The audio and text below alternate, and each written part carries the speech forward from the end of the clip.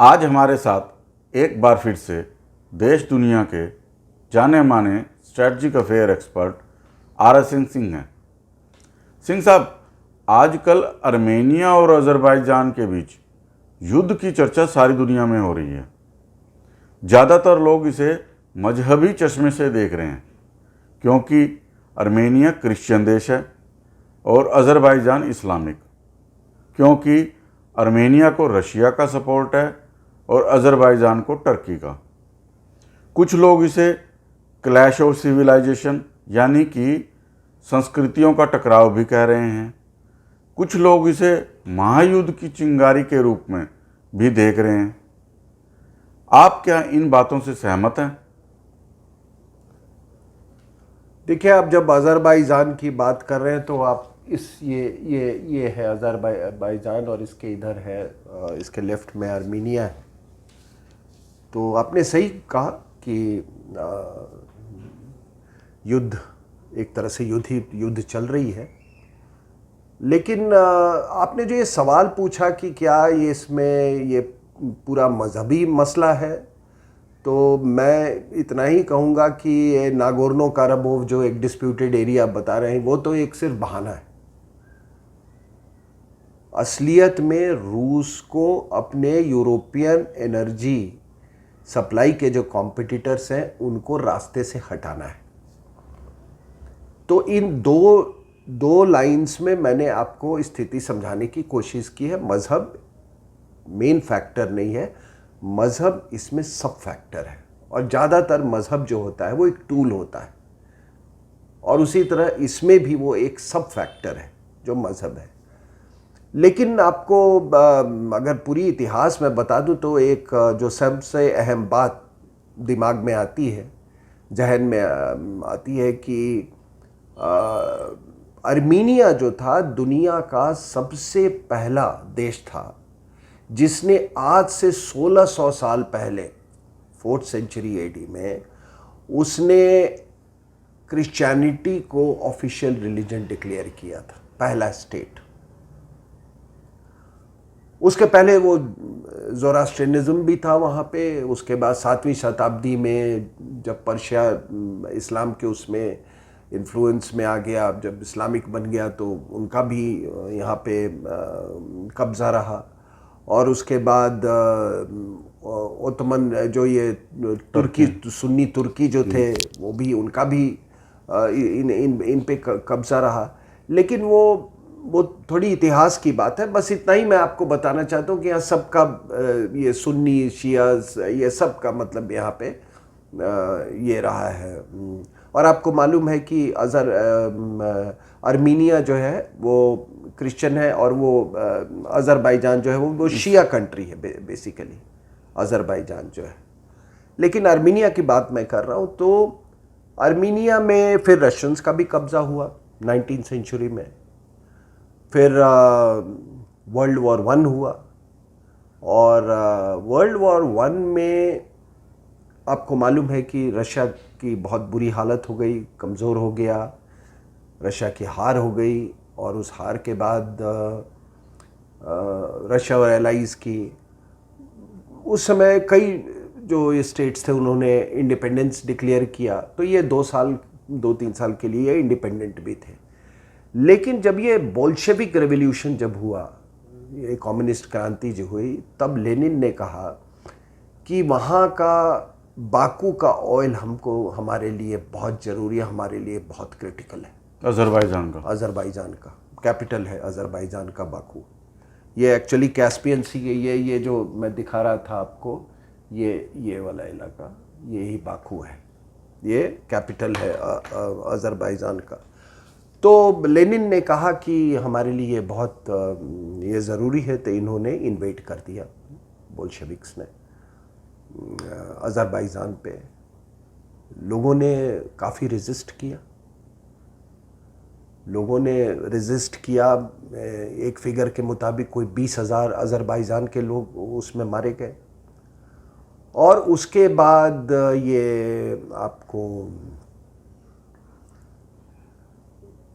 Second world war में आप यही समझ लीजिए कि ये कितना क्रिटिकल था, ये जो इनका जो बाकू का ऑयल था, कि ये जो पूरा ईस्टर्न फ्रंट जो है एनर्जी वाइज इसको बाकू ही सस्टेन कर रहा था रशियन फोर्सेस को, ये इतना सोवियत फोर्सेस को, ये इतना इंपॉर्टेंट था। ये करीब 80 से 90% तक की जो एनर्जी रिक्वायरमेंट थी वो बाकू फील्ड्स से सप्लाई हो रही थी। तो उसके बाद से वर्ल्ड वॉर के बाद और भी थोड़ी जो है प्रोडक्शन उसमें कमी आई, लेकिन फिर भी काफ़ी इम्पोर्टेंट रहा। और बाद में आपको मालूम है कि रशिया में अपना वो साइबेरिया में इस इलाके में काफ़ी ऑयल मिला इनको। लेकिन 91 में जब ये कोलैप्स करने लगा, जब ये सोवियत एम्पायर कोलैप्स कर गया, तो ये जो कैस्पियन सी रीजन जो है, ये जो पूरा जो क्षेत्र है, ये कैस्पियन सी का जो क्षेत्र जो है, ये पूरा क्षेत्र अचानक यहाँ पे एक होड़ सी लग गई ऑयल कंपनीज की। तो पहले तो काफ़ी तेल निकला है यहाँ पे, और ये अज़रबैजान जैसे देशों का तो मतलब इकॉनमी पलट गई। जब इकॉनमी पलट गई तो आप देखिए उसमें जो वहाँ पर एक कू हुआ, एक डेमोक्रेटिकली इलेक्टेड प्रेसिडेंट थे, अबुल फजल अलचिबी ऐसे करके उनका नाम था, अबुल फाज अलचिबी उनका नाम था। उनको एक कर्नल साहब ने कू करके हटा दिया। वो कर्नल साहब का नाम था सूरत हुसैनयेव। और फिर उसके बाद ये वहाँ पे हैदर अलीयेव नाम के एक व्यक्ति आए, उन्होंने सत्ता संभाली। बड़ी इकोनॉमिक प्रोस्पेरिटी हुई उस समय। ऐसे भी कई साल थे जिसमें कि जीडीपी जो है वो 35% से बढ़ा अज़रबैजान की, वो इतना ये सब। और उसी समय ये जो आपके अज़ेरी चिराग गुनेशी ऑयल फील्ड और ये आपका शाह डेनीज गैस फील्ड, ये जो शाह डेनीज, ये इस इलाके में, ये जस्ट इधर कैस्पियन सी के अंदर में, जस्ट इनके टेरिटोरियल वाटर्स में। तो ये सारा कुछ ये इनको तेल मिला, प्रोस्पेरिटी बढ़ी। लेकिन आपको मालूम है कि प्रोस्पेरिटी जब आती है तो करप्शन भी होता है, फिर टोटलिटेरियनिज्म भी आता है, जो आपके तानाशाही जो टेंडेंसीज होते हैं वो भी उभर के आते हैं। फिर उसके बाद वहाँ भी जैसे हर देश में होता है, ये एनर्जी रिच देशों में और जिनकी इकॉनमी बेसिकली एनर्जी पे निर्भर करती है, वहाँ पर भी एक वो डायनेस्टिक रूल हो गया। और अब उनके पुत्र जो हैं इल्हाम अलीयेव, वो वहाँ पे रूल कर रहे हैं। तो अगर आप देखें तो अज़रबैजान शुरू से ही, और ये जो मैं आपको ऑयल का आज से नहीं, ये हिस्टोरिकल मतलब इवन 5th-6th सेंचुरी ये सब में यहाँ से कुछ न कुछ बाकू से तेल निकलता रहता पूरी दुनिया में। मतलब ये one of the first oil fields in the world ये बाकू का है। तो इन सब चीज़ों के पीछे मैं आगे आपको इसके बारे में बताऊंगा कि इसमें ये एनर्जी का फैक्टर जो है वो आज से नहीं, वो पहले से है। और किस तरह से वहाँ के जो समाज और उसकी राजनीति और जो वहाँ के जो रीजनल अलायंसेस हैं उसको किस तरीके से इन्फ्लुएंस कर रहा है। सिंह साहब, आपने अज़रबैजान में तख्ता पलट की बात की। क्या हम मानकर चलें इस्लामिक देशों में प्रजातंत्र एक अत्यंत दुर्लभ संभावना है? नहीं, इसमें कोई शक की बात नहीं है कि जो इस्लामिक समाज है और उसकी बनावटी कुछ ऐसी है, वो मजहबी बनावटी ऐसा होता है कि उसमें वाद विवाद, बहस, शोध, असहमति, इसका कोई ज़्यादा स्थान नहीं है। तो जाहिर सी बात है कि फिर उसमें वहाँ पर टोटलिटेरियन रूल या सर्वसत्तावादी, जिसको सर्वसत्तावादी जो पहलू है वो बहुत मजबूत रहता है। लेकिन इससे ज़्यादा मैं आपको कहूँगा कि मैं इसको इस तरह से मैं कहना चाहता हूँ कि जहाँ भी या जिस देश की भी आर्थिक व्यवस्था नेचुरल रिसोर्सेज पे हो, प्राकृतिक संपदा पे हो, वहाँ पर आप देखेंगे कि ये टोटलिटेरिज्म, सर्वसत्तावादी, वहाँ पर जो संस्कृति होती है वो बहुत ज़्यादा होती है। आप नॉर्वे का ले लें, एक नॉर्वे इसमें एक अपवाद है, लेकिन नॉर्वे अपवाद इसलिए है क्योंकि वो पहले प्रजातंत्र बने और बाद में वहाँ पर तेल मिला। या नहीं तो आप किसी देश का देख लो जहाँ पर जो जहाँ की आर्थिक व्यवस्था नेचुरल रिसोर्सेज पे निर्भर हो, वहाँ पर आप कभी जमहूरियत आप बहुत कम देखोगे। और इस्लामिक कंट्रीज़ में तो दोनों हैं, बहुत सारे, ज़्यादातर इस्लामिक कंट्रीज़ में। अब इस्लामिक कंट्रीज़ में तो आपने देख ही लिया कि भाई जहाँ भी वहाँ जो जिस तरह की सरकारें हैं या ये जहाँ उनकी जो राजनीति है, तो राजनीति में कट्टरपंथी मजहब, राजनीति में कट्टरपंथी मजहब और मजहब में कट्टरपंथी राजनीति,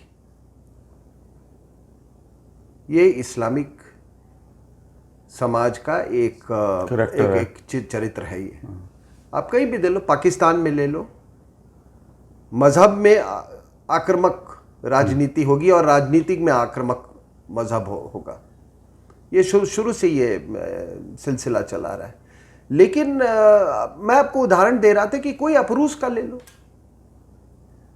रूस की जो पूरी आर्थिक व्यवस्था जो है वो पूर्ण रूप से या इन अ मेजर वे वो नेचुरल रिसोर्स पे है, प्राकृतिक संपदा पे है। और वो दुनिया का सबसे लार्जेस्ट उसके पास गैस रिजर्व्स हैं। अभी वो कोई 32% गैस है उसके रिजर्व्स दुनिया के, एक एस्टिमेट के अनुसार 16% वो गैस सप्लाई कर रहा है। सेकंड लार्जेस्ट कोल रिजर्व्स हैं। One of the largest oil है, उसके ऑयल रिजर्व्स हैं उसके पास। गल्फ नहीं आएगा। 8% दुनिया के जो 8% यूरेनियम है वो रशिया के पास है। तो ये आपके मतलब कोल में रिच है, ऑयल में बहुत रिच है, गैस में रिच है। और तो और वो आप ये समझिए कि मोर देन 35 या 39% जो यूरोप की जो गैस जो है वो रशिया से सप्लाई होती है, और 30% ऑयल रशिया से यूरोप को। यानी कि वो अगर ये सप्लाई ना हो और पूरी मोनोपोली है उनकी, ये कहते भी हैं कि हम तो आपको हम विंटर्स में हम चाहें तो आपको फ्रीज कर सकते हैं, इतना डिपेंडेंस है। तो वहाँ भी एक तरह से आप देख रहे हो कि पुतिन जो है वो काफी टाइम से वो जब तक जिंदा रहेंगे उन्होंने गद्दी तो छोड़ना नहीं। तो इसके कारण, इसके कई पहलू हो सकते हैं कि ये क्यों वहाँ पे ये सर्वसत्तावादी ये जो अरेंजमेंट्स हैं, और क्योंकि मुझे लगता है कि इतने सारे इंटरेस्ट होते हैं इसमें, इंटरनेशनल इंटरेस्ट, ये जो एनर्जी मार्केट्स में और एनर्जी सोर्सेज में, कि वहाँ डेमोक्रेसी नहीं हो सकती है। और अगर प्रजातंत्र होगी भी तो ये जो भेड़िए जो हैं एनर्जी वाले जो बाहर के, वो इसको अपने नहीं लेंगे। आप ईरान का ले लो ना। ईरान में क्या हुआ था, जितना एनर्जी मिला था, ऑयल मिला था वेस्ट एशिया में, ये सब ये जो यूरोप की जो कंपनीज है उन्होंने किया था। अगर आप पूरी दुनिया का नक्शा देखो, आप तो जितने ऑयल कंपनीज हैं ज़्यादातर या इस तरफ है या इस तरफ है, ठीक है ना, ऑयल कंपनीज जो शुरुआत से है। अब इन लोगों का पूरा इधर इस पे वही एक्सट्रैक्शन करते थे, वही एक्सप्लोरेशन करते थे, वही एक्सट्रैक्शन करते थे। तो 53 में कुछ इन्होंने कहा कि भाई हमको रॉयल्टी थोड़ा बढ़ाओ, ईरान ने कहा, इन्होंने मना कर दिया। फिर ब्रिटिश पेट्रोलियम था, उन्होंने कू करवा दिया इन्होंने, ये वेस्टर्न कंट्रीज ने मिलकर, और जो मोसद्देक जो प्राइम मिनिस्टर था उसका असैसिनेशन करवा दिया। तो इसलिए ये केवल ये मजहबी नहीं है, जिस देश के पास भी बहुत ज़्यादा प्राकृतिक संपदा होगी वहाँ पे प्रजातंत्र का होना। अफ्रीकन कंट्रीज का आप देख लो। और होता क्या है इसमें कि वो जो भी वो सत्ता में रहता है उसके साथ पहले से अरेंजमेंट हो जाती है कि भाई ये सस्ते दाम में हमको देना, हम तुम्हारा फायदा पहुंचाएंगे, तुम हमारा फायदा पहुंचाना। तो ये हकीकत है। सिंह साहब, आप अजरबैजान आर्मेनिया कॉन्फ्लिक्ट पर मजहबी पहलू के बारे में कुछ बता रहे थे।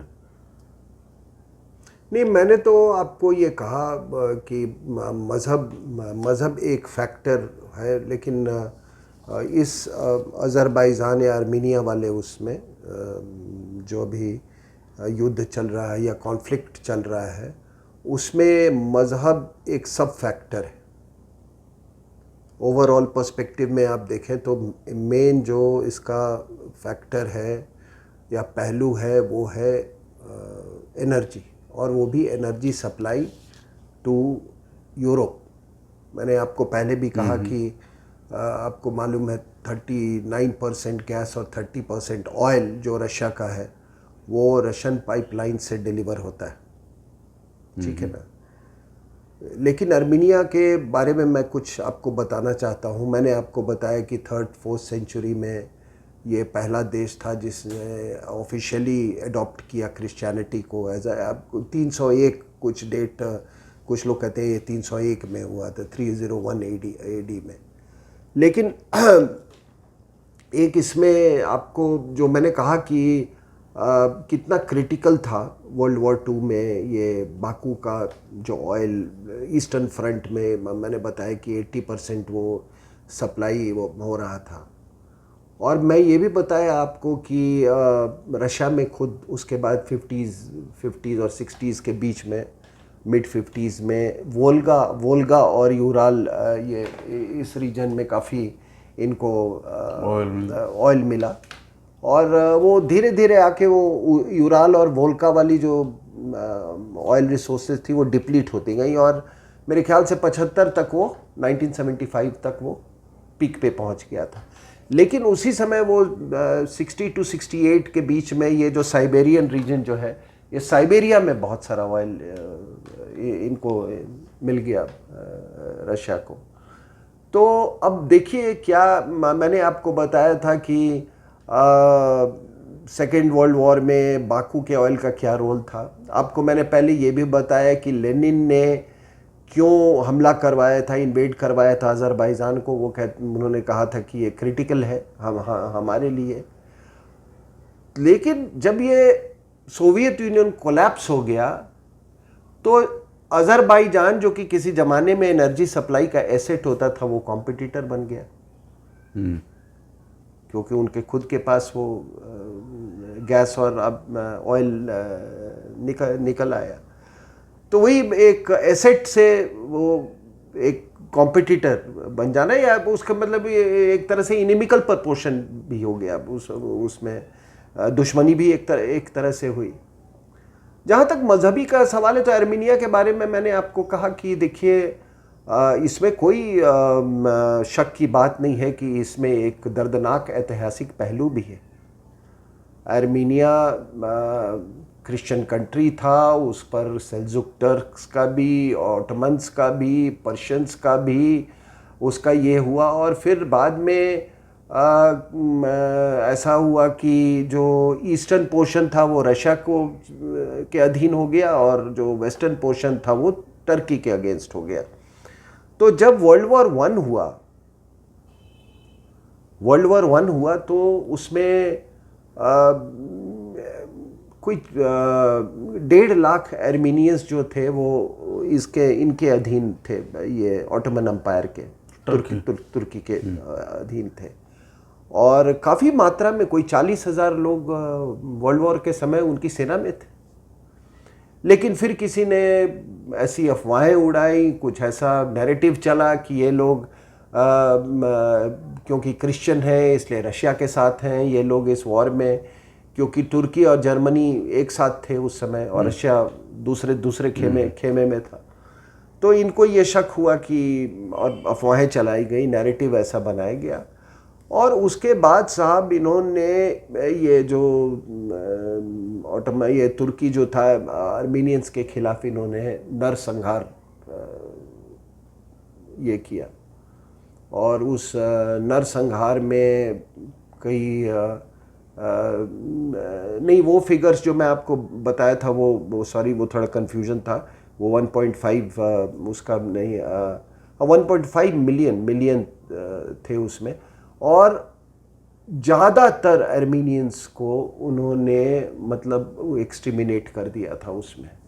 कोई फिगर कहते हैं कि 10 से 15 लाख, ठीक है ना, 1 to 1.5 मिलियन लोगों को इन्होंने एक्सटर्मिनेट किया था उस समय टर्की ने। जी। और उसको वो एक होलोकास्ट था, वो नरसंहार था। मानते नहीं है लेकिन सभी लोग तो ये जूस की होलोकास्ट की बात करते हैं, नरसंहार की। हाँ, हिटलर के द्वारा इसके बारे में कोई नहीं बात करता है। और यही नहीं, ये नरसंहार वर्ल्ड वॉर के खत्म होने के बाद भी 1922 तक चली है। ये हिटलर को तो गालियां देते हैं और टर्की वही मैं कह रहा हूं। तो ये एक ऐतिहासिक पहलू जरूर है, ये एक ऐतिहासिक पहलू जरूर है। और अगर आप मजहबी उससे देखेंगे तो आर्मीनिया से हमारा बहुत पुराना रिश्ता रहा है। शायद आपको ये मालूम होना चाहिए कि आर्मीनिया में जब भी ये रिलीजियस परसिक्यूशन हुआ तो लोग यहाँ पर भाग के आए। तो उसके पहले का छोड़ दीजिए, बहुत स्किल्ड लोग थे, बंदूकें अच्छी बनाते थे, सिल्क ट्रेड में भी थे। जो अकबर की जो पत्नी थी मरियम, वो आर्मीनिया से थी, ठीक है। वो आर्मीनिया से थी और कलकत्ता में और कई जगहों पे इनका बहुत मतलब सभी शासकों ने काफ़ी एनकरेज किया। तो जब यहाँ ब्रिटिश आए थे तो आर्मेनियंस एक बहुत बड़ी कम्युनिटी थी सभी मेजर जगहों पे। और इनको ईस्ट इंडिया कंपनी ने भी इनको काफ़ी कंसेशंस दे रखा था आर्मीनियंस को, क्योंकि एसेट होंगे वो उस मामले में। और कोई 17वीं शताब्दी में ही यहाँ पे कलकत्ता में पहली वो नाजरत की चर्च बन गई थी। और एक चर्च आगरा में बना था उसी 17वीं 18वीं शताब्दी में। आपने वो सुना होगा, वो जो पहला एक जो रिकॉर्ड इंडिया में जो रिकॉर्डिंग हुई थी, ठीक है ना, एक गौहर जान कोई सिंगर थी, उसका सबसे पहले रिकॉर्ड वो आर्मीनियन थी। तो हमारा आर्मीनिया से बहुत पुराना रिश्ता है।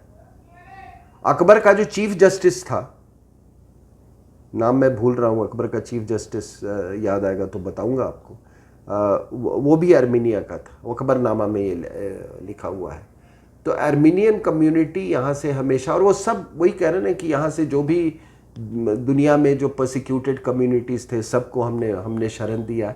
तो इसलिए शायद ये बहुत कम लोग जानते होंगे कि आर्मीनिया से हमारा बहुत पुराना पुराना रिश्ता है। तो आपने वो मजहबी जो पहलू या तो ये बताना ज़रूरी था कि हाँ, सब टेरेनियन लेवल्स पे ज़रूर मजहब है, वो हमेशा से रहता है। भाई ये तो कोई कह के नहीं लड़ाई करता ना कि मैं तेल के लिए लड़ाई कर रहा हूँ, वो तो कुछ और कारण देगा ना कि ये इसने हमारा इलाका ले लिया, इसका जो रूल है ये बहुत डेस्पोटिक रूल है, इसने हमारे साथ इसमें धोखा दिया है, कोई और हमारा समझौते में। ये ऊपर के कारण हो सकते हैं या सब फैक्टर्स हो सकते हैं, लेकिन जो मुख्य जो प्रिंसिपल फैक्टर जो है, एनर्जी, मुख्य पहलू जो है वो है एनर्जी का। और मैं आपको फिर मैं समझाऊंगा कि ये अज़रबैजान से जो गैस निकल रही है, अब यही कोशिश है कि इसको किसी तरीके से बाईपास करें रशिया को, क्योंकि किसी भी एक कंट्री पर का इतना बड़ा स्ट्रैंगल होल्ड होना पूरे यूरोप पे, तो फिर नाटो का क्या फ़ायदा? वो तो सही बात है। फिर नाटो का क्या फ़ायदा जब आप इतने, जब एनर्जी के लिए ही आप अपने ओवर डिपेंडेंस, और ये ओवर डिपेंडेंस से सब दुखी हैं यूरोप में। यूरोप में दुखी हैं, लेकिन they can not get their act together. एक साथ वो कोई कलेक्टिव रिस्पॉन्स नहीं वो कर पा रहे हैं, यही दुख की बात है। तो आगे इस पर चर्चा होगी, इस पर आगे चर्चा होगी। वो निर्भर करता है कि आप मुझसे कैसे सवाल आप पूछते हैं मुझसे। सिंह साहब, इस बात को थोड़ा विस्तार से समझाएं कि रशिया और अज़रबैजान में किस तरह का कंपटीशन है। नहीं, मैंने आपको बताया कि जो रशिया की एनर्जी है 30% वो पूरे यूरोप का, इस पूरे यूरोप का 30% रिक्वायरमेंट ऑयल का और 39% गैस का वो सप्लाई करती है, वो फीड करती है। तो एक तरह से आप देखें तो ये तो एक तरह से एक पूर्ण निर्भरता इसको कहते हैं। और इसके पहले मैं आपको ये भी बता दूं कि अगर आप रशिया की भौगोलिक स्थिति देखें तो मैंने आपको ये भी बताया था कि इनके जो इकॉनमी जो है वो निर्भर करता है नेचुरल रिसोर्सेज पे। उसमें ऑयल और गैस का एक बहुत बड़ा स्थान है इनका। आपको मैंने ये भी बताया कि ये one of the largest producers of gas है और one of the largest producers of oil है, और रिजर्व्स के मामले में भी ये काफ़ी मतलब ब्लेस्ड हैं, जिसको इनको ऊपर वाले ने काफ़ी बख्शा है, मतलब जो प्राकृतिक संपदा जो है उससे। तो एक अभी इन्होंने एक चाइना के साथ इन्होंने एक पाइपलाइन बनाया है, और वो साखालिन, युक्तिया, खाराबोव्स्क और ये व्लादिवोस्टॉक पाइपलाइन, ये वाली पाइपलाइन है, ये पाइपलाइन, ये जो इसकी मैं बात कर रहा हूँ ईस्टर्न साइड में जी, ईस्टर्न साइड में। तो वो 400 बिलियन की है और बड़ी लंबी पाइपलाइन है, ऑलमोस्ट 3968 किलोमीटर्स लंबी पाइपलाइन है। और ऐसी खबर है कि दिसंबर 2019 से जो है सप्लाई वो शुरू भी हो गया है। तो लेकिन ये ईस्टर्न वाले की हम बात नहीं करेंगे, वहाँ पर कोई ऐसा कंटेंशियस मुद्दा नहीं है। लेकिन जो असली मुद्दा जो है, जो कॉन्फ्लिक्ट का मुद्दा है, या जिस मुद्दे ने ये युद्ध जैसी स्थिति पैदा कर दी है, वो है ये वेस्टर्न पाइपलाइंस, ये वेस्टर्न पाइपलाइंस के बारे में। और आपको ये भी बता दें कि जब कोल्ड वॉर चल रहा था, जब दो ब्लॉक्स बने हुए थे, सोवियत ब्लॉक और ये आपका नाटो कंट्रीज़ और वार्सो कंट्रीज़, तो ये जितने ईस्ट यूरोपियन कंट्रीज़ थे ये सारे सैटेलाइट्स थे सोवियत यूनियन के।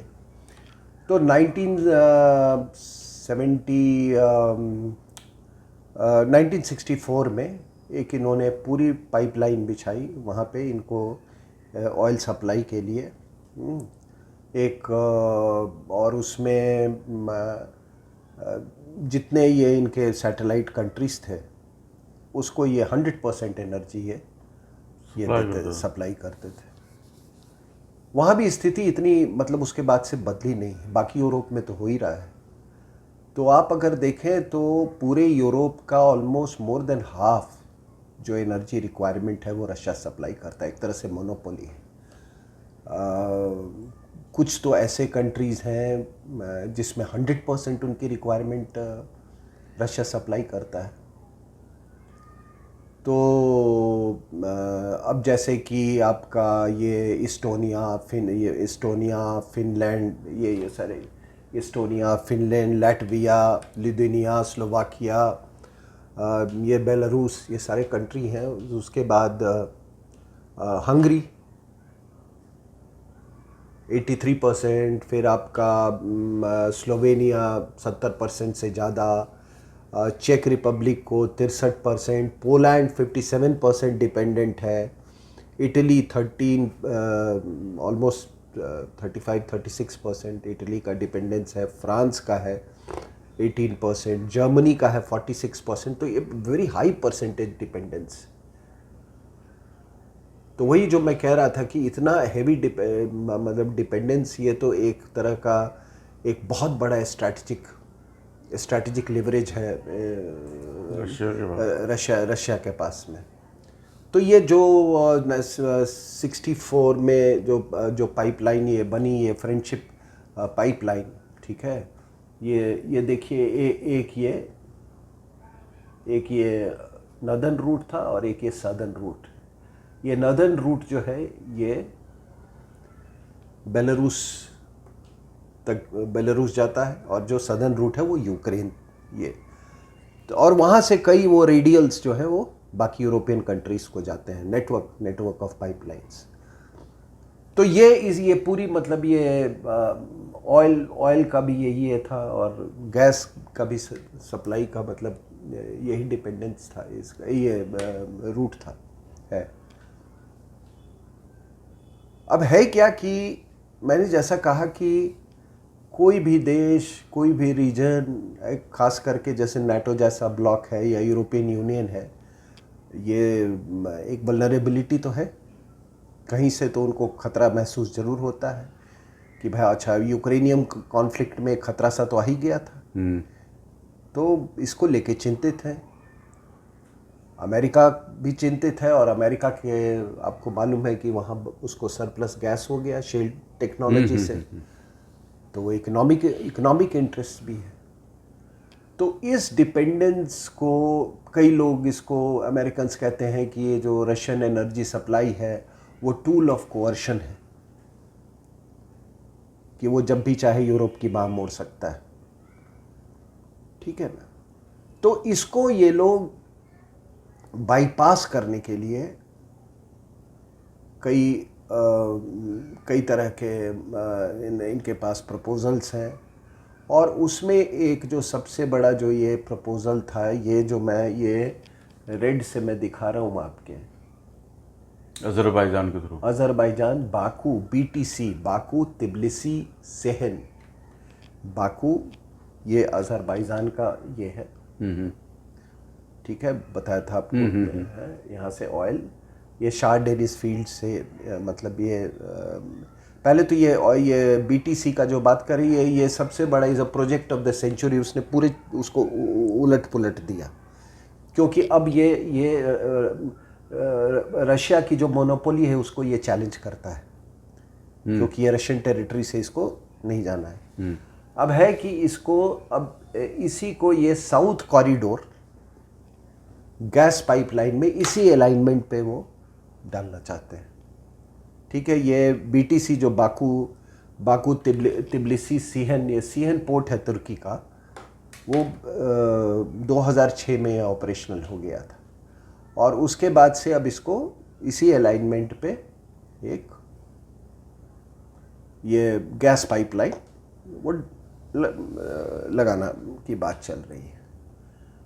तो ये अभी जो गैसप्रॉम जो मेन एजेंसी है वहाँ की, कमर्शियल फर्म जो है रशिया की, उनके जो चीफ हैं, उन्होंने अभी एक प्रेस कॉन्फ्रेंस में उन्होंने कहा कि अगर ये अलाइनमेंट बाकू वाला BTC। जी बाकू नहीं, बीटीसी को लिए, बीटीसी तो तेल वाले को बोलते हैं, इसको उसी ले अलाइनमेंट पे है, इसको सदर्न गैस कॉरिडोर बोलते हैं। अच्छा। ठीक है ना, कि अगर ये सक्सेसफुल हो गया तो हम तो ख़त्म हो जाएंगे, विल बी फिनिश्ड। तो अब यूरोप के लिए ऑल्टरनेटिव है, रशिया के लिए ये एक तरह से एक थ्रेटनिंग, डू और डाई सिचुएशन है। एक तरह से उनको चुनौती दी जा रही है। उनके जो पूरा इकोनॉमी जो है, जो क्रिटिकल इकोनॉमिक जो उनका इंटरेस्ट है, उसको उस पर आप हमला कर रहे हैं। तो इसलिए इन्होंने वो उसका अपोज कर रहे हैं ये लोग। और ये अभी तक ये डिपेंडेंस आपको दिखा रहा था ना, ये ग्रीन वाले की मैं बात कर रहा हूँ, ये डिपेंडेंस। अच्छा, इसमें जो यहाँ से भी कैस्पियन सी में भी इसमें फीड होता है, ये ग्रीन वाले लाइंस में। और ये जो मैंने आपको बताया था, ये यूराल रीजन, वहाँ से भी तेल इसमें और गैस फीड होता है। ठीक है ना। इसमें आपको ये भी बताया कि एक पाइपलाइन बेलारूस तक जाती है और दूसरी जो है ये वाली बेलारूस तक और ये यूक्रेन तक जाती है।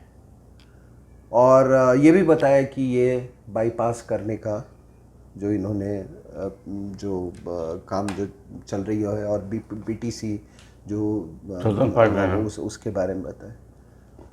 तो ये सारी अगर आप देखें तो ये होड़ यही चल रही है कि यूरोप भी चाहता है डाइवर्सिफाई करना, अमेरिकन्स भी चाहते हैं कि ये डाइवर्सिफाई हो। अमेरिकन्स भी नहीं चाहते कि इतनी ज़्यादा डिपेंडेंस हो रशिया के ऊपर में। तो वो हर अपनी मतलब हर तरीके से वो प्रयत्न कर रहे हैं। और जैसा कि मैंने आपको बताया कि अमेरिका का भी अपना कमर्शियल इंटरेस्ट है। तो अभी क्या हुआ कि जब ये बात चली रही है ये, तो आप अज़रबैजान आर्मीनिया के कॉन्फ्लिक्ट को इस पाइपलाइन के नज़रिए से देखें कि ये कॉन्फ्लिक्ट होगा तो ऑटोमेटिकली डिसरप्ट हो जाएगा ये जो प्रोजेक्ट जो है, ये गैस पाइपलाइन का। और देखिए जो फ्यूचर है ना एनर्जी मार्केट का, वो गैस है। बिकॉज आजकल ये कार्बन फुटप्रिंट्स की बहुत बात हो रही है, इन्वायरमेंट की बहुत बात हो रही है। तो गैस का आपको मालूम है कि कार्बन फुटप्रिंट कहीं ज़्यादा कम होता है, ऑयल से कहीं ज़्यादा वो क्लीनर एनर्जी है।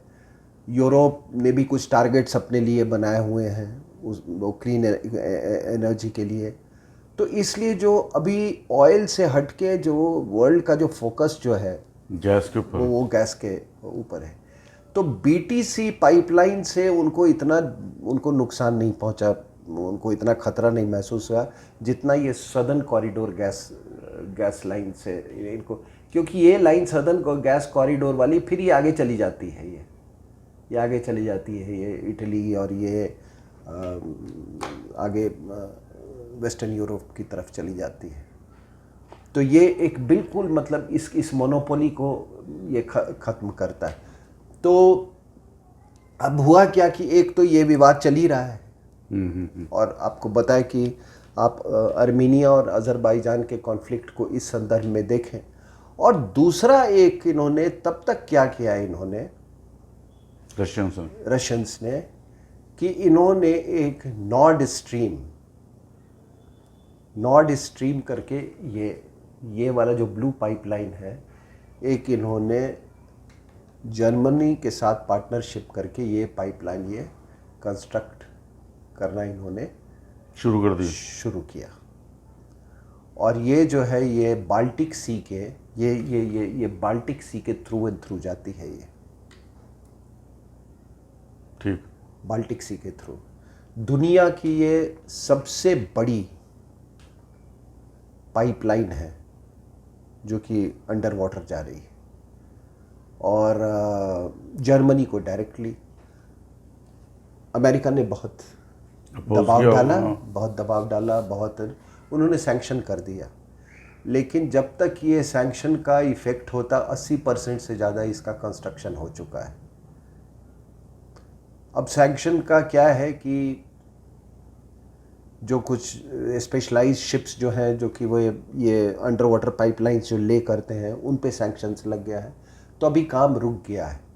लेकिन वो मर्कल जो है, जो जर्मनी की चांसलर हैं मर्कल, वो कह रही हैं कि भाई ये तो बहुत जाती है, ये तो हमारी स्वायत्तता सोवरेनिटी के साथ छेड़छाड़ है, हम किसी के साथ भी ये करें। और अमेरिका कह रहे नहीं है, आपकी स्वायत्तता की बात नहीं है, ये तो पूरे नाटो को इससे खतरा है, पूरे यूरोप को खतरा है। तो वो कह रहे कि नहीं, आप ये इसको कैंसिल करें। लेकिन अब ये बात बहुत आगे तक बढ़ चुकी है। 80% बन गया सर। 80% से ज़्यादा ये नॉर्थ स्ट्रीम, ये इस वाले की बात कर रहा हूँ। तो एक तो पहले बताया कि इधर से बाईपास करने की कोशिश की गई, और एक ये बाईपास करने फिर जब इधर से बाईपास ये करने की कोशिश की तो इन्होंने, रशियंस ने कहा कि ठीक है, हम एक दूसरा रास्ता वो करते हैं, डायरेक्ट रास्ता। क्योंकि मैंने बताया ना कि ये सारे जो पाइपलाइंस हैं ये यूक्रेन से होके जाते हैं, और यूक्रेन जो है वो आपको मालूम है कि वो ये वेस्टर्न ब्लॉक के करीब आना चाहता है। वो रशिया से एक तरह से आप कहिए कि डिवोर्स, तलाक उसने मांग ली। तो अब अमेरिकन्स का ये भी कहना है कि भाई अगर ये वाली जो नॉर्थ स्ट्रीम लाइन बनी, तब तो यूक्रेन पे कोई डिपेंडेंस ही नहीं रह जाएगा रशिया का। तो जब डिपेंडेंस नहीं रह जाएगा तो वो कुछ भी कर लेगा यूक्रेन के साथ, तो यूक्रेन के पास कोई लिवरेज नहीं रहेगा। तो ये सारे जियोपॉलिटिकल इश्यूज हैं। तो इसीलिए ये जो आर्मेनिया अजरबैजान, हालांकि ये जो लाइन जो मैं सदर्न गैस कॉरिडोर की मैं बात कर रहा हूँ, या ये बीटीसी बाकू तब्लिकी-सीहन ऑयल पाइपलाइन है, या सदर्न गैस कॉरिडोर पाइपलाइन है, ये सारा का सारा आर्मेनिया को बाईपास करती है। इसीलिए रशिया सपोर्ट कर रहा है आर्मेनिया को, ताकि ये रुके। नहीं, वो बाईपास नहीं, रशिया तो इसलिए सपोर्ट करा कि वो चाहता ही नहीं है कि ये सदर्न गैस कॉरिडोर हो, कोई डिपेंडेंस यूरोप का डाइवर्सिफाई हो, वो नहीं चाहता। फिर मैंने कहा कि नॉर्थ स्ट्रीम वाला जो प्रोजेक्ट है उस पर ही उन्होंने ये किया। अब है क्या कि आपको मैंने बताया कि मर्कल कह रही हैं सॉवरेनिटी के बारे में। सॉवरेनिटी से ज़्यादा वो कह रही हैं कि अमेरिका का अपना कमर्शियल इंटरेस्ट है, क्योंकि मैंने आपको बताया कि यहाँ पे अमेरिका में बहुत ज़्यादा शेल गैस, सरप्लस गैस निकल गया है, तो अब वो भेजें कैसे वो। तो एक तरीका है उसको लिक्विफाइड करने का, LNG करके उसको फिर आप यहाँ आप सप्लाई कर सकते हैं। तो ये सारा का सारा जो आप ये चल रहे हैं, ये एनर्जी सप्लाई टू यूरोप का मामला है, और इसी पे ये रशिया और बाकी जो देश हैं उनके बीच में इस तरह की ये द्वंद्व चल रही है। अब कोई कहता है कि इसका क्या अंत होगा, क्या द्वंद्व जंग में बदलेगा, तो जंग तो हो ही रही है। अब वो कितना बड़ा रूप लेगा मैं ये नहीं कह सकता हूँ, ये मैं नहीं कह सकता हूँ। तो इसलिए, लेकिन पूरा जो इसमें सोर्स ऑफ कॉन्फ्लिक्ट है वो है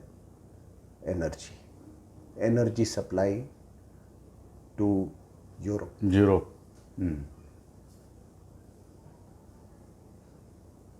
मैं उम्मीद करता हूं कि मैं आपको समझ में आ गया पॉइंट, ये कुछ क्लैरिटी मैं दे पाया इस पूरे मुद्दे को। सिंह साहब, आपने जो अभी तक बताया उससे एक तथ्य उभरता है कि यूरोप में एनर्जी सप्लाई की पूरी मोनोपोली रशिया के पास है। ये यूरोप के लिए कितना घातक साबित हो सकता है? नहीं, आप बताए ना, एक ग्रुपिंग है नाटो, फिर मैं वही पूछता हूँ, फिर नाटो का मतलब क्या रह गया? बिना एनर्जी सप्लाई के कोई काम हो सकती है? नहीं। युद्ध के पहले, युद्ध के समय, युद्ध के बाद, हर स्थिति में एनर्जी चाहिए। और फिर आप ये यूं ही भी इसको देख ले कि इसे समझिए कि अगर ये एनर्जी नहीं मिलता तो आज यूरोप का क्या हाल होता। और जब ये हिंदुस्तान आए थे ये यूरोपियंस, जब यहाँ माल की लूट के लिए, तो उस समय क्या स्थिति रही होगी? उस समय तो ये इस तरह की एनर्जी व्यवस्था थी नहीं।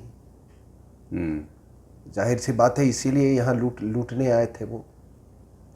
और जब इंडस्ट्रियल रेवोल्यूशन हुआ तो और एनर्जी की ज़रूरत हो गई। पर कैपिटा जो कंजम्पशन है फिर एनर्जी है वो हिंदुस्तान से कहीं ज़्यादा है वहाँ पर।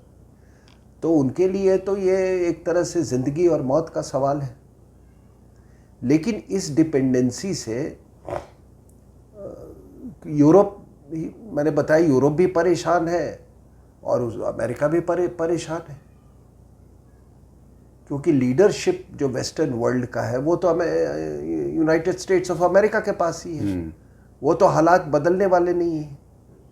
और जब आपकी इस तरह की लिवरेज होती है तो आप कई तरीके से वल्नरेबल हो जाते हैं। दूसरी बात कि अब वो समझ तो रहे हैं कि इसको किस तरह से इस डिपेंडेंसी को कम किया जाए, अपना सोर्सिंग का जो किस तरह से डाइवर्सिफाई किया जाए। तो उसमें दो ही विकल्प हैं। अगर आप भौगोलिक स्थिति देखें तो उसमें दो ही विकल्प है। एक है ये कैस्पियन सी का इलाका और दूसरा है ये मेडिटेरेनियन, ये वाला इलाका, मेडिटेरेनियन का इलाका। ये दो विकल्प है। अब कैस्पियन सी का, ये जब सोवियत यूनियन का डिसोल्यूशन हुआ तो ये जो कैस्पियन सी के चारों तरफ जो देश हैं ये लैंडलॉक्ड, ये पूरे लैंडलॉक्ड थे, तो उनकी उस समय उतनी अहमियत नहीं थी। जैसे ही ये डिसॉल्व हुआ तो कुछ ऐसी परिस्थिति वहाँ पर, मतलब ऐसे लगा जैसे इनका मतलब भाग्य चमक गया। कजाकिस्तान वगैरह जितने बिल्कुल बिल्कुल, ये जो पूरा कैस्पियन सी के कोई 5 कंट्रीज़ हैं यहाँ पे, ठीक है। रशिया है, तुर्कमेनिस्तान है, फिर नीचे ईरान है, कजाकिस्तान और अज़रबैजान, ये कंट्रीज़ हैं। तो ये इनकी अब यहाँ पे खास करके अज़रबैजान में तो बिल्कुल वो जो उसके कोस्ट में पूरे नेटवर्क ऑफ पाइपलाइंस। और आपको पहले ही बताया था, ऐतिहासिक रूप से भी वहाँ पर ये बहुत पुरानी वहाँ पर ये ऑयल रिजर्व्स थे। और डिसोल्यूशन के बाद और भी ज़्यादा उसको इम्पीटस मिला। ये शाह डेनिस गैस फील्ड, ये सब और उभर के आया, तो वहाँ होड़ लग गई। ये जितनी एनर्जी कंपनियां हैं, चाहे वो टोटल हो या ब्रिटिश पेट्रोलियम हो, या जितनी यूरोपियन कंट्रीज़ हैं, यूनिको, लोग सब की होड़ लग गई वहाँ पे। सब वहाँ प्रोस्पेक्टिंग के लिए पहुँच गए। तो ये जो मैं कह रहा था आपको कि this contract of the century, जो 94 वाली की बात कर रहा हूँ मैं, बाकू तिब्लिसी और सीहन पाइपलाइन के, इसमें वो अकेले नहीं हैं। वो इसमें कई लोगों का उसमें कंपनीज का योगदान है। सबके अपने अपने शेयर्स हैं। वो आप देख सकते हैं, ये आपको इंटरनेट पे ये मिल जाएगा कि कितना किसका, मतलब major share of course Azerbaijan का है, लेकिन बाकियों का भी उसमें है। तो ये जो ये सडनली जो ये इम्पोर्टेंस, स्ट्रैटेजिक इम्पोर्टेंस बढ़ गया ये कैस्पियन सी रीजन का, लैंडलॉक्ड कंट्री, वो वेस्टर्न कंट्रीज और यूएसए का वहाँ पे इन्फ्लुएंस बढ़ता गया। उनके ढेर सारे ऑयल कंपनीज आ गए और रशिया का इन्फ्लुएंस जो है वो कम हो गया, वो होता गया। अब इसके कई स्ट्रैटेजिक कॉन्सिक्वेंसेस हैं। स्ट्रैटेजिक कॉन्सिक्वेंसेस है कि ये रीजन जो है ये यूएस और उसके वेस्टर्न अलाइज के लिए, या यूरोप और यूएसए के लिए बहुत इम्पॉर्टेंट हो गया ये रीजन। और ये इसके इन्फ्लुएंस से काफ़ी निकलता गया। रशिया का इन्फ्लुएंस है।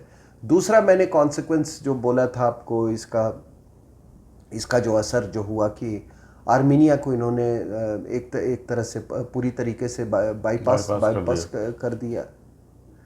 तीसरा इसका स्ट्रैटेजिक कॉन्सिक्वेंस है कि जो कॉन्फ्लिक्ट, ये एरिया कॉन्फ्लिक्ट प्रोन हो गया, तो इसके कई स्ट्रैटेजिक कॉन्सिक्वेंसेस हैं। तो कैस्पियन सी रीजन जो है एक तरह से एक यही रशियन का मोनोपोली के कारण, ये एनर्जी मोनोपोली ओवर यूरोप के कारण ये एक कॉन्फ्लिक्ट जोन ये बन गया है। अब ये जो स्टेट्स हैं इन्होंने आपस में ये बंटवारा कर लिया है कैस्पियन सी का। पहले तो कैस्पियन सी जब सोवियत यूनियन था तो ईरान और यूएसएसआर के बीच में एक लाइन थी। 2018 में इन्होंने कोई समझौता किया है और अभी जो इनकी जो कोस्ट लाइन है तो रशिया का करीब 747 किलोमीटर है, कजाकिस्तान का 1422 किलोमीटर, तुर्कमेनिस्तान का करीब 1038 किलोमीटर, ईरान का 728 और अज़रबैजान का कोई 818 किलोमीटर। इस तरीके से इन्होंने बांट कर ये कर लिया है। और उसमें जो इनका टेरिटोरियल वाटर्स है वो 24 किलोमीटर का है और 16 किलोमीटर ऑल EEZ है। लेकिन आप अगर नक्शा देखें, एनर्जी का नक्शा, तो अज़रबैजान में आप देखोगे वो नक्शे में कि कितने प्रूवन गैस फील्ड्स हैं। उधर भी हैं, तुर्कमेनिस्तान के भी तरफ हैं, लेकिन इस तरफ तो अज़रबैजान के तरफ मतलब दैट इज हो ह्यूज अमाउंट ऑफ गैसेस ये कर रहे हैं, मतलब पोटेंशियल है। ये भी बात सही है कि उनका अपना डोमेस्टिक कंजम्पशन भी काफ़ी बढ़ रहा है गैस का, वो एक अलग एक पहलू है। लेकिन अगर आप पूरी परिस्थिति को देखें आप, तो ये नॉर्थ स्ट्रीम की बात मैं कर रहा था, ये नॉर्थ स्ट्रीम जो वो ब्लू वाली पाइपलाइन की, रशिया जर्मनी, जो रशिया की, तो अभी ये इन्होंने सैंक्शन लगा दिया। अब इसी से आप अंदाज़ा लगा सकते हैं कि इसका ये जो मैं पूरी जो पाइपलाइन पॉलिटिक्स, पाइपलाइन जो राइवलरीली पाइपलाइन की जो कंपटीशन है, इसकी जो मैं बात करूं कि क्या असर हो रहा है कि जर्मनी, भाई वो भी एक नाटो का मेंबर है और आज उसके पाइपलाइन पे वो सैंक्शन लगा रहा है। USA, रोनाल्ड रीगन ने कहा था ये कि ये बहुत ख़तरनाक अवस्था है और यूरोप को मैंने कहा था कि तुम अपने आप को किसी तरह से धीरे धीरे अलग कर लो, लेकिन वो मेरी बात नहीं सुन रहे हैं और इसका डेंजरस कॉन्सिक्वेंसेस होगा। अब डेंजरस कॉन्सिक्वेंसेस मैंने कहा कि अगर रशिया का अगर इन्फ्लुएंस घटा, तुर्की का इन्फ्लुएंस बढ़ गया, जाहिर सी बात है। तो ये करीब 1200 किलोमीटर ये लंबी लाइन है, ये जो नॉर्थ स्ट्रीम लाइन जो है। अब इस पे जब इतना इन्वेस्टमेंट हो चुका है तो मेरे ख्याल से इतना इन्वेस्टमेंट के बाद कुछ ना कुछ तो मतलब ये उसको यूं ही तो नहीं कोई छोड़ देगा। अब इसका अंजाम क्या होगा? अब यही कुछ चीज़ें हैं जो कि कॉन्फ्लिक्ट का कारण बन सकती हैं। तो मैंने आपको कहा कि जो आपने सवाल पूछा कि इसके बहुत डेंजरस कॉन्सिक्वेंसेस, आप ही देख लें, आप नक्शे से आप जज कर लें कि कितने कॉन्फ्लिक्ट जोन्स इससे तैयार किए हैं और किस तरह का एक अनसर्टनिटी प्रिवेल कर रहा है।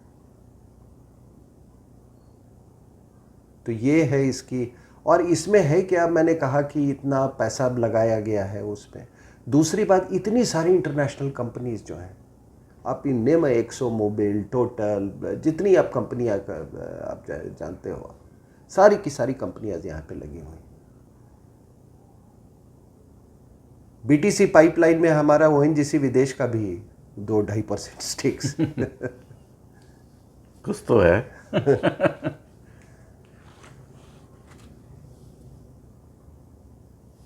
सिंह साहब, अभी आपने मेडिटेरियन सी की भी चर्चा की थी, उसके बारे में भी थोड़ा विस्तार से स्पष्ट करें। हाँ बिल्कुल। पहले मैंने बताया था कि ये पूरे जो ये आप देख रहे हैं, ये जियोपॉलिटिकल जो राइवलरी चल रही है, और ये यूरोप के एनर्जी सप्लाई की जो मोनोपोली और डाइवर्सिफिकेशन की बात कर रही है, अभी उसका सल्यूशन मैंने कहा कि दो रीजन पे है, कैस्पियन सी रीजन एक में मेडिटेरियन। और मेडिटेरेनियन रीजन पे। मैं रोनाल्ड रीगन की बात कह रहा था, तो जिस समय ये पाइपलाइन ये सब बन रहे थे और ये एक्सटेंड हो रहा था, तो रोनाल्ड रीगन ने ये कहा था कि ये जो पाइपलाइन जो बन रहा है यूरोप में, इससे केवल ईस्टर्न यूरोप जो कि सोवियत इन्फ्लुएंस में है उसी को खतरा नहीं है, लेकिन वेस्टर्न यूरोप पर भी इसका खतरा है। लेकिन उनकी बात उस समय किसी ने उस पर अमल नहीं किया और सब अपने अपने रास्ते पे चले। सबको अपनी अपनी इम्पेरेटिव्स है, एनर्जी इम्पेरेटिव्स है, अपना अपना रिक्वायरमेंट है। तो कोई, मैंने पहले भी कहा कि कोई इनका कलेक्टिव स्ट्रैटेजी जो है अभी तक नहीं रहा है। तो जहाँ तक मेडिटेरेनियन का सवाल है, तो देखिए यहाँ पर आप जो ये पूरी खूनी खेल देख रहे हैं, पूरा खूनी खेल, ये सब एनर्जी को लेके है, ये सब एनर्जी सप्लाई टू यूरोप को लेके है। चाहे वो इराक का वॉर हो या उसके पहले ये जो कुछ भी है, सारा मतलब एनर्जी का मामला है। अब आपको मैं एक मिसाल देता हूँ सीरिया का। पहली मैं बात बता दूं कि मेडिटेरेनियन के कोस्ट पे, ईस्टर्न मेडिटेरेनियन के कोस्ट पे काफ़ी गैस मिला और सब ने अपना अपना तकरीबन असेसमेंट कर लिया है। इजिप्ट के पास काफ़ी है, इज़राइल के पास भी उधर काफ़ी गैस का ये हुआ है। एक कंट्री शायद जो एसेस नहीं कर पाया वो है लेबनान। इजिप्ट के पास तो काफ़ी ये मिला है। तो आपने जो देखा ये पूरा पूरा ये जो खूनी जो खेल चल रहा है वहाँ पे, तो आपको सीरिया की मैं बात बताता हूँ कि सीरिया ने कतर के साथ एक समझौता किया कि कतार में जो गैस है वो सीरिया के पाइपलाइन जाएगी और वहाँ से फिर मेडिटेरेनियन से वो यूरोपियन कंट्रीज़ के जाएगी। ये इस वाली लाइन की मैं बात कर रहा हूँ, इस वाली लाइन की। अब रशियंस को पता चला, वो बिल्कुल एक्शन में आ गए। वो एक्शन में आ गए कि हमारा तो मोनोपोली जो है, ये मोनोपोली ये तो चैलेंज होगा। तो इन्होंने फिर अपने जो लिवरेजेस थे, सीरियन रजीम, असाद रजीम पर वो लिवरेजेस इस्तेमाल करने शुरू कर दिए और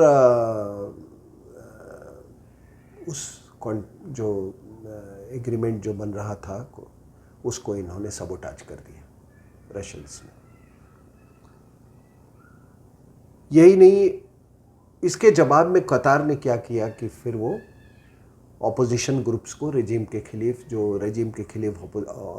जो ऑपोजिशन ग्रुप्स थे उनको इसने इस्तेमाल करना शुरू कर दिया। उनको हर तरह की मदद देने लगा और इसीलिए वो सिविल वॉर जो आप देख रहे थे सीरिया में, वो सिविल वॉर शुरू हुआ। मैं आपको एक और बात बता दूं कि रशिया ने वो अपनी मिलिट्री वहाँ डिप्लॉय की और वो इसीलिए था कि जो उसकी जो मोनोपोली यूरोपियन एनर्जी मार्केट पे, वो किसी तरीके से उसका कोई उस पे चिप अवे नहीं कर सके।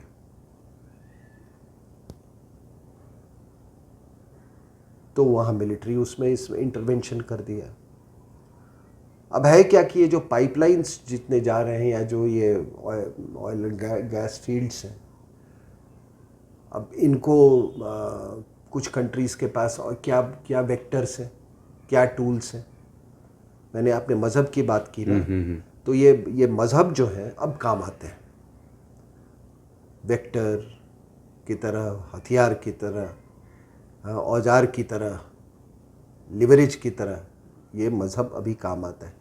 तो ये तमाम ये मजहबी जो ऑर्गेनाइजेशंस हैं उसको इंटेलिजेंसीज खड़ा करती हैं कि या तो आप जो पाइपलाइंस हैं उसकी आप सुरक्षा दो, या नहीं तो किसी पाइपलाइन को सक्सेसफुल मत होने दो, ये दोनों चीज़ों के लिए। तो कहीं पे इस्लामिक स्टेट,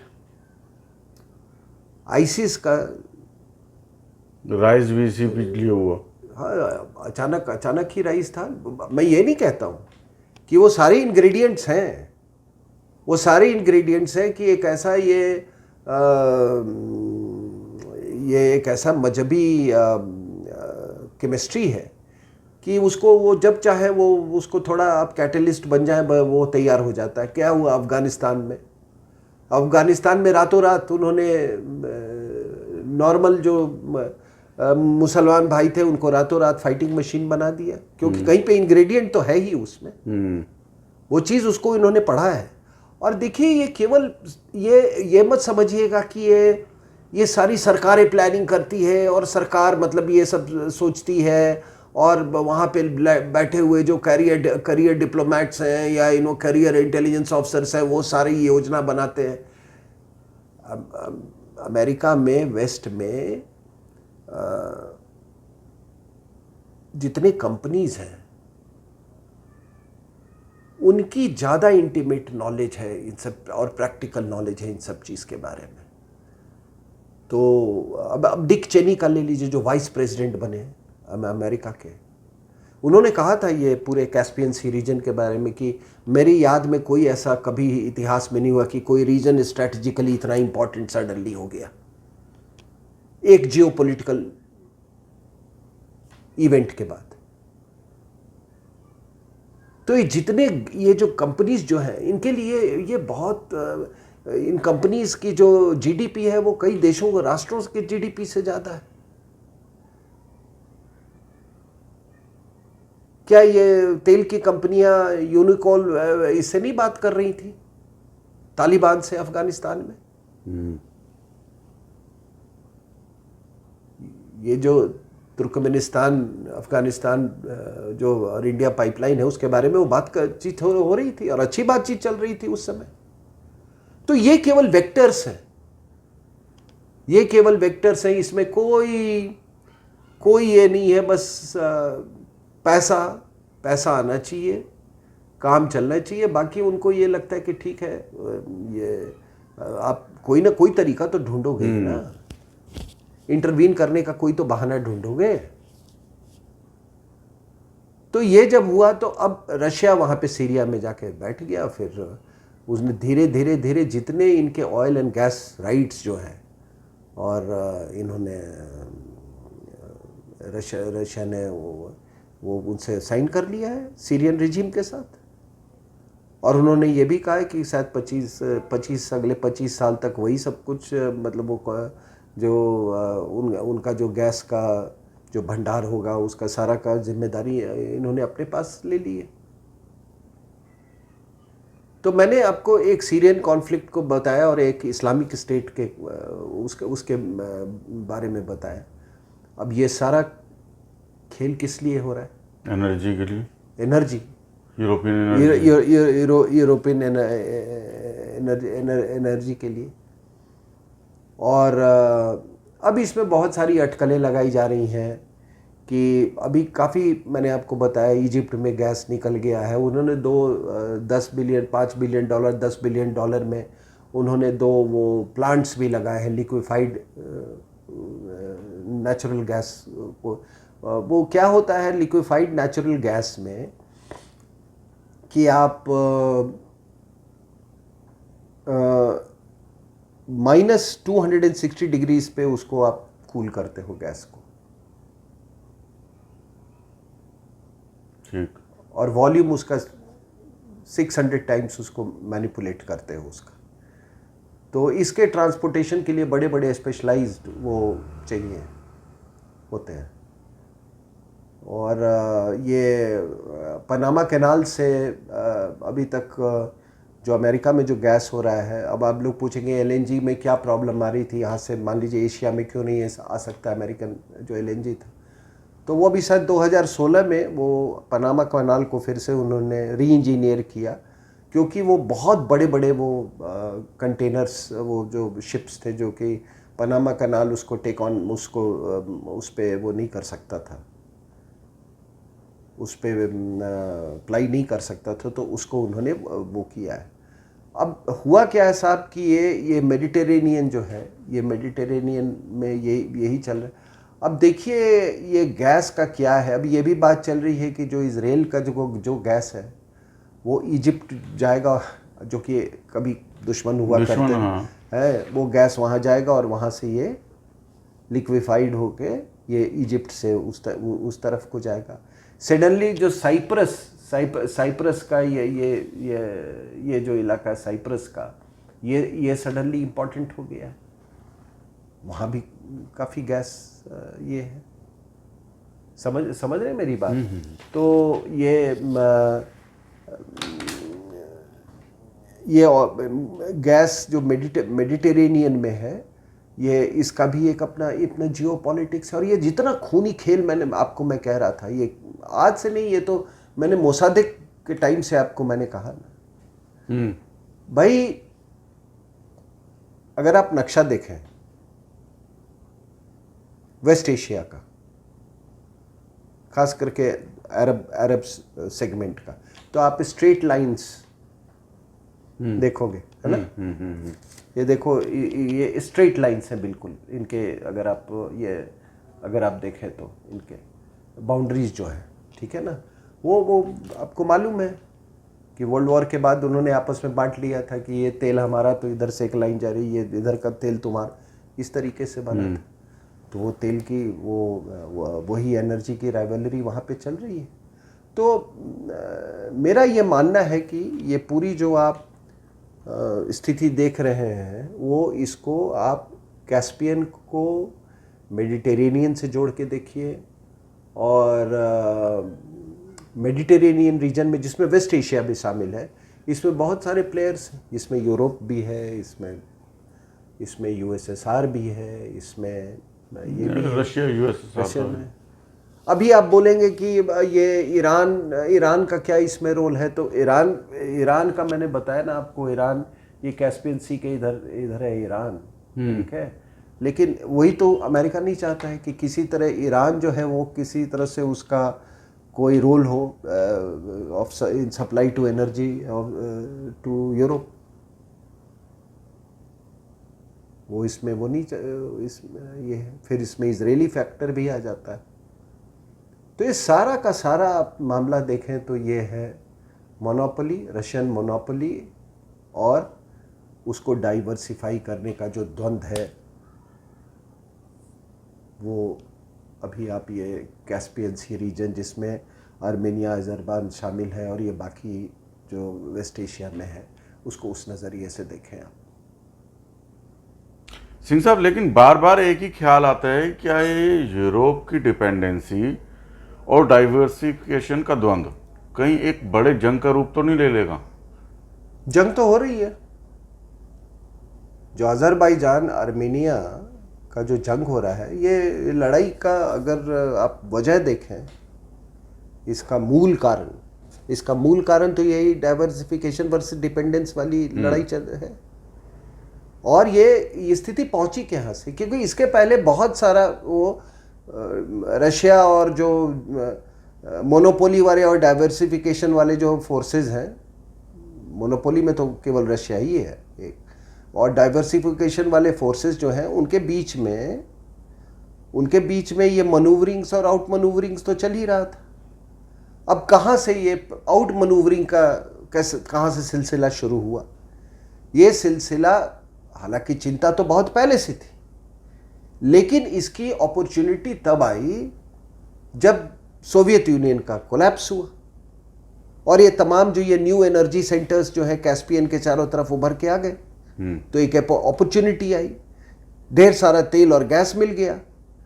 तो पहली अपॉर्चुनिटी मिली इनको, तो इन्होंने 94 में, जिसको वो डील ऑफ द सेंचुरी कहते हैं, वो बाकू तबलिकी सीहन पाइपलाइन वाला जो ये हाँ, उसको उस पर काम शुरू हो गया। अब जब यहाँ पे काम शुरू हुआ तो रशियंस ने कहा कि ठीक है, तुम अगर इधर से हम रोकोगे तो हम सबको हम बाईपास कर देंगे लेके। तो उन्होंने कहा कि ठीक है, ये रशियन टेरिटरी से हम ये ब्लैक सी के थ्रू हम पाइपलाइन ये लगा के डायरेक्ट यूरोप को हम भेजेंगे। उसको इन्होंने सबोटाज किया, कामयाब हो गए। जो वेस्टर्न फोर्स, जो अमेरिका के जो कुछ एलाइज थे और जो अमेरिकन थे, उसमें वो सक्सेस उनको मिला। लेकिन रशियंस ने वो अपना प्रयत्न नहीं छोड़ा। उन्होंने फिर रिटेलिएट किया। उन्होंने ये नॉर्थ स्ट्रीम पाइपलाइन जब ये की जर्मनी के साथ की। अब है क्या कि कुछ लोगों का ये कहना है कि ये मैंने जो बताया कि इनका कोई कलेक्टिव, इनका कोई स्ट्रैटेजी नहीं है यूरोप का, सबका सेगमेंटेड अप्रोच है। पहली बात, सबकी जो आर्थिक हालात हैं वो दूसरे ये हैं।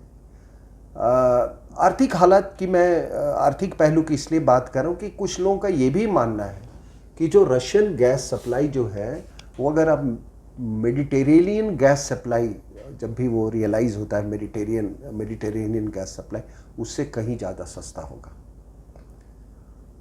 और ये भी एक हकीकत है कि जितने यूरोपियन जो देश हैं वहाँ पर सरकारें डील नहीं करती हैं एनर्जी की, कंपनीज करती हैं।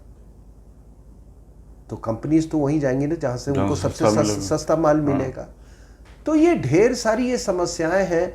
तो जब ये मनूवरिंग्स और आउट मनूवरिंग ये जब होने लगा यहाँ पे रशियन एनर्जी को लेके, तब अमेरिकन्स ने ये ज़्यादा इंटरेस्ट लेने लगे मेडिटेरेनियन वाले ये पाइपलाइंस के बारे में।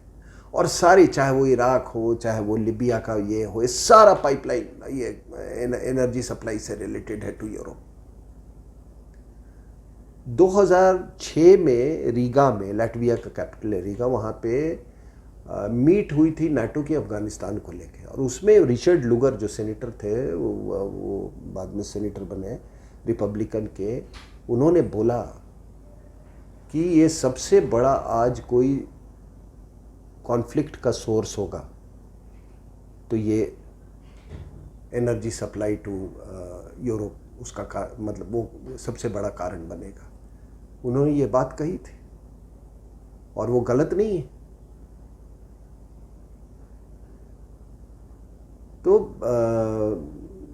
मैंने आपको सारे पहलू इसके बता दिए कि ये मनूवरिंग जो चल रही थी वो अभी आप देखिए एक छोटे सा जंग ले लिए। अगर मामला थमा नहीं तो कुछ भी हो सकता है, कुछ भी हो सकता है। बड़ी जंग कब होती है? जब स्टेक्स बहुत हाई है। और इसीलिए मैंने ये नक्शा, मैंने कहा कि आपने जब मुझे फ़ोन किया कि इस बारे में आप मुझसे सवाल जवाब करना चाहते हैं, सवाल करना चाहते हैं, तो मैंने सोचा कि इसको किसी तरीके से नक्शे में इसको समझाया जाए। अब हर एक बारीकियां, तो मेरा उद्देश्य ये नहीं कि मैं सारी बारीकियां आपको उसमें बताऊं। नहीं, काफी बहुत क्लियर हो रहा है। लेकिन मैं जो ब्रॉड जो ओवरऑल पिक्चर है वो मैं आपको बताने की कोशिश मैंने की है इसमें।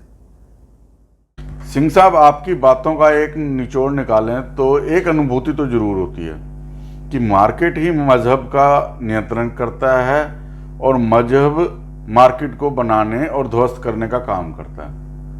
आपने बिल्कुल सही कहा, बिल्कुल सही कहा, और इतिहास इसका गवाह है। मजहब का इस्तेमाल केवल लूटपाट के लिए किया गया है। आप देखें तो अगर मजहब को लूटपाट को एक सैंक्टिटी देने के लिए उसको एक चादर के रूप में इस्तेमाल किया गया। वो जो लूटपाट की जो प्रवृत्ति होती है ना, उसको एक लेजिटिमेसी देने के लिए, उसको एक वो शुद्धिकरण का, को जो आपने लूटपाट का जो माल ये किया उसको शुद्धिकरण करने का एक तरीका बनाया गया, एक हथियार बनाया गया लूटपाट का। कारवा नहीं लूटे जाते थे। क्या मजहबी ग्रंथों में यह नहीं लिखा हुआ है कि लूट का माल जो है वो किस तरीके से उसका बंटवारा होगा? केवल, और उस माल में औरतें भी शामिल हैं, स्लेव्स भी शामिल हैं, ठीक है? केवल वो हीरा, सोना और चांदी नहीं, सभी चीजों का बंटवारा वो लिखा हुआ है। मजहबी जो जिस मजहबी ग्रंथ की मैं बात कर रहा हूं, आप वो समझ रहे हैं मैं किस मजहबी ग्रंथ की बात कर रहा हूं? उसमें लिखा हुआ है कि 2 हिस्सा इन्फेंट्री को जाएगा, 2 हिस्सा कैवेलरी को जाएगा, यानी घुड़सवारों को, 1 हिस्सा पैदल सेना को जाएगा, 1 मुखिया को जाएगा। मुखिया से आप समझ सकते हैं कौन है? मुखिया को जाएगा, और ये दूसरा जो है वो कम्युनिटी की तरफ जाएगा। तो ये लूटपाट, ये मजहब तो केवल एक लूटपाट के लिए, एक लोगों को मोबिलाइज करने के लिए, उनको इकट्ठा करने के लिए, उनकी जो गिल्ट की भावना है उसको कम करने के लिए, ये सब ये मजहबी चादर है ये यहाँ पे, और ये शुरू से रहा है। और इसीलिए कोई फकीर, कोई पादरी, कोई प्रीस्ट, कोई ये जो मतलब जो इन्वेडिंग सेना के बाद आया है, वो सबसे बड़ा हैवान, जो उसके लड़ाके थे उससे भी बड़ा हैवान, उस लूटपाट की खंडहर पर वो अपना मजहब क्या व्यापार करने आया। इसीलिए मैं ये जितने ये कहते हैं ये संत, वो सूफी संत, ये पादरी, वो प्रीस्ट, मैं ये सब देर ऑल मर्डरस, ये खूनी चीज है साहब। आज पाकिस्तान का आप ले लो, मिसाइल का नाम है गजनी। यहां पर भी बहुत लोग गजनवी को अपना पूर्वज मानते हैं। वो कौन था? महमूद गजनी। महमूद गजनी ने इतने बार जो हिंदुस्तान में आया, वो किस लिए आया था? लूटपाट। 17 या 18 बार आया, वो हर बार लूट के ले गया। और वो आदमी, आपको मालूम है, अपने जिंदगी में कभी उसने हज नहीं किया। आपको लूटपाट की एक और मैं वो बताता हूं। जब लूटपाट और मजहब और इसकी बात आप कर रहे हैं, तो आपको मालूम है, आप इतिहास देख लें कि भारत में कोई भी मुसलमान शासक कभी भी हज करने नहीं गया।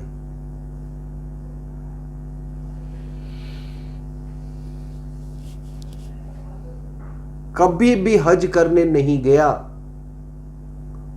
अगर कोई गया तो वो बेगम ऑफ भोपाल 1857 के बाद वो गई थी, और वो इसलिए कि अंग्रेजों का उन्होंने बहुत साथ दिया था, तो अंग्रेज बड़े खुश थे। उन्होंने बोला, बेगम आप हो आओ हज से, हम आपका संभालेंगे, आपको कोई नुकसान नहीं होगा।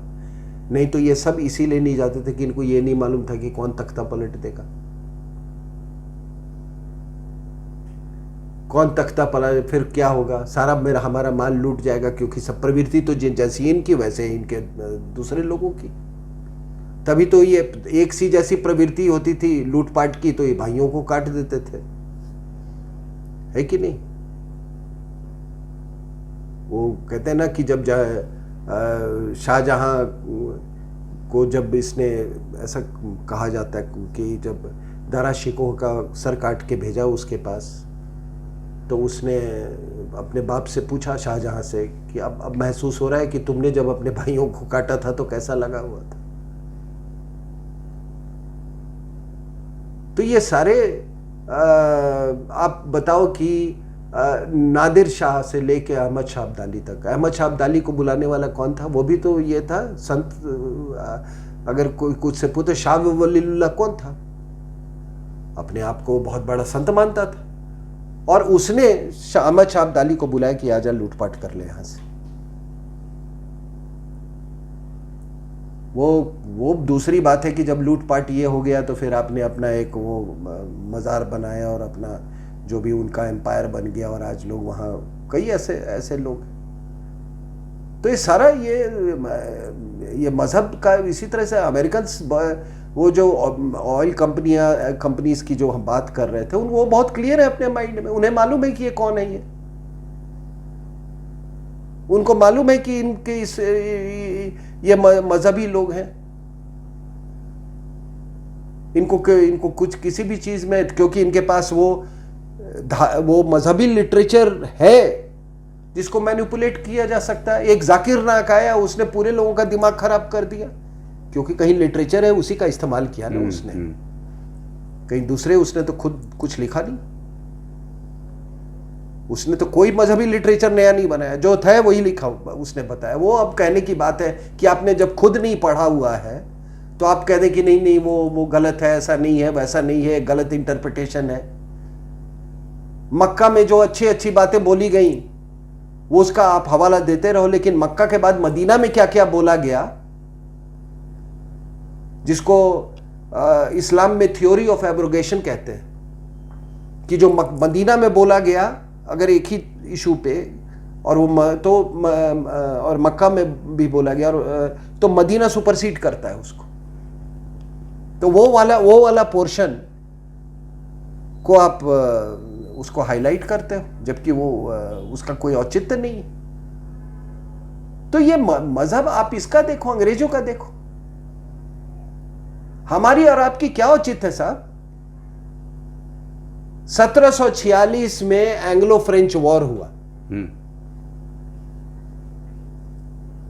चेन्नई में, ठीक है, क्लाइव और डुप्लेशिस। हाँ, और हम जिस इलाके में, मैं भी आपके साथ गया था जब वो किताब लिख रहे थे उस पे, उसी इलाके में, वहां पे अडियार रिवर पे फ्रेंच का कब्जा हो गया। क्लाइव आपको मालूम है कि उस समय कैसे भागा था वहां से। फ्रेंच का कब्जा हो गया तो इनमें आपस में फिर सुलह हुई, एंग्लो फ्रेंच वॉर जो चल रहा था वो अंत हुआ।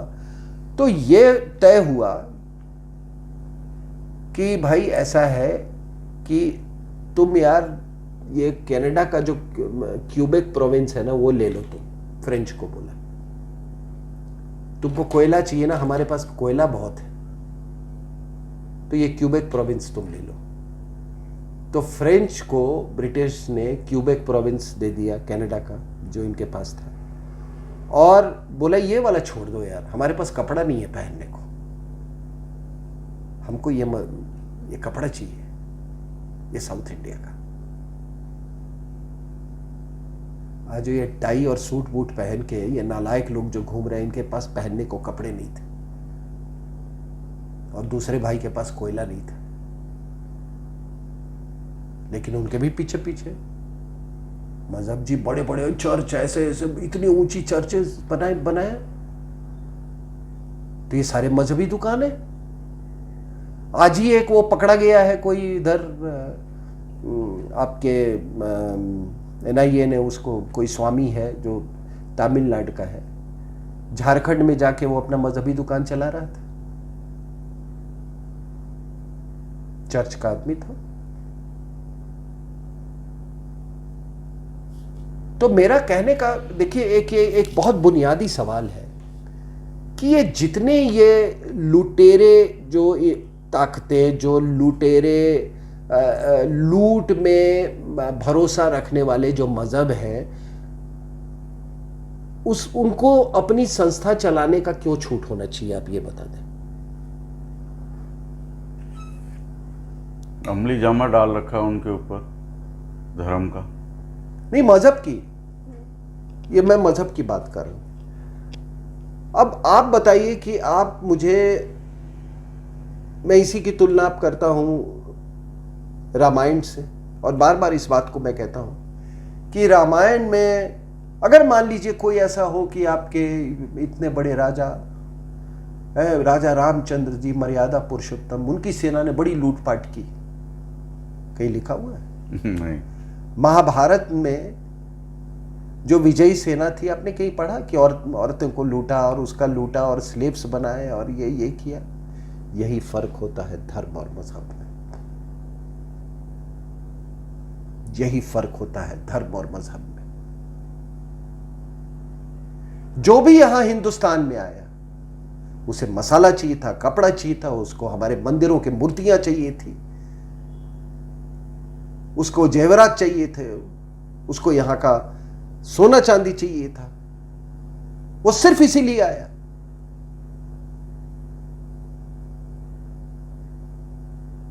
आप उसमें एक मजहब का आप फैक्टर आप जोड़ के उसको आप क्या डाइल्यूट करने की कोशिश कर रहे हो?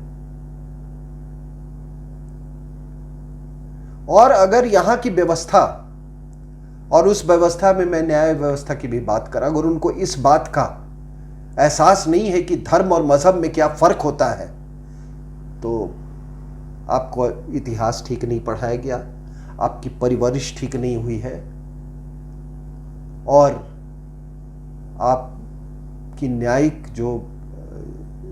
जो भी फैसला होगा वो कभी सही नहीं होगा। अगर मैं जो बोल रहा हूं इसमें कोई एक बात, तो वो मैं इसलिए बोल रहा हूं कि ये पूरा जो आप देख रहे हैं, लेकिन मैं कहता हूं ना, मजहब पैदा होते हैं और जो चीज़ पैदा होती है वो खत्म भी होती है, वो खत्म भी होती है। मजहब ने लूटा हिंदुस्तान के आके, उसी मजहब का तेल कोई और लूट रहा है। वो लूटने वाले आपस में ही लूट के अपना मतलब वो कर रहे हैं। ये सारी एक ही मजहब के बीच में वो हो रही है ना, ये द्वंद्व और युद्ध की जो बात कर रहे हैं, ये इन्हीं मजहबों के आपस में है और एक दूसरे के बीच में, इन मजहबों की। जो धर्म वाले, तो मैं देखता हूं कि मतलब हम तो इतने भाग्यशाली लोग हैं।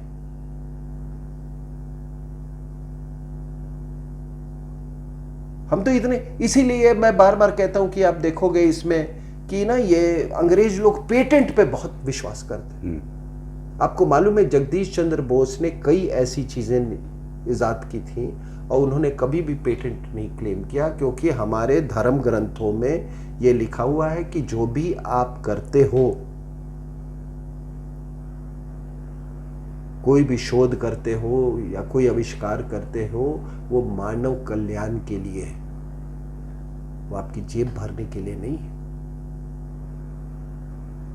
तो ये आपने मजहब की बात की तो मैंने सोचा कि इस पे और ये बिल्कुल मैं तो कह रहा हूँ कि देखो ये तो हमेशा से रहा है। अभी क्या है कि मजहब सब फैक्टर है। अफगानिस्तान की लड़ाई में उन्होंने क्या किया कि मजहब को इस्तेमाल कर दिया कम्युनिस्टों के खिलाफ। और हमारा दुर्भाग्य देखिए कि 90 में जब ये वामपंथ का, वो भी एक मजहबी आइडियोलॉजी है, उस पर जब ये जिहाद ने उसको हरा दिया, फिर हारी हुई ताकत और जीती हुई ताकतें, हारी हुई ताकतें और जीती हुई ताकतें दोनों सक्रिय हो गई हिंदुस्तान में। और यहाँ तो उसके बाद आपके वो अंग्रेजी बोलने वाले बहुत लोग हैं, उसको कोई वो आप कर दो। और ये ह्यूमन राइट्स वाले, ये क्या है? ये भी एक तो मजहबी नारा ही है ना। जो मजहब ये कहता हो कि मेरी ही पूजा पद्धति केवल स्वीकृत है, या वो ईश्वर तक ले जाती है, या जो नहीं करता है वो काफिर है, वो नॉन बिलीवर है, वो मजहब का ह्यूमन राइट्स के बारे में बोलने का कोई अधिकार ही नहीं है।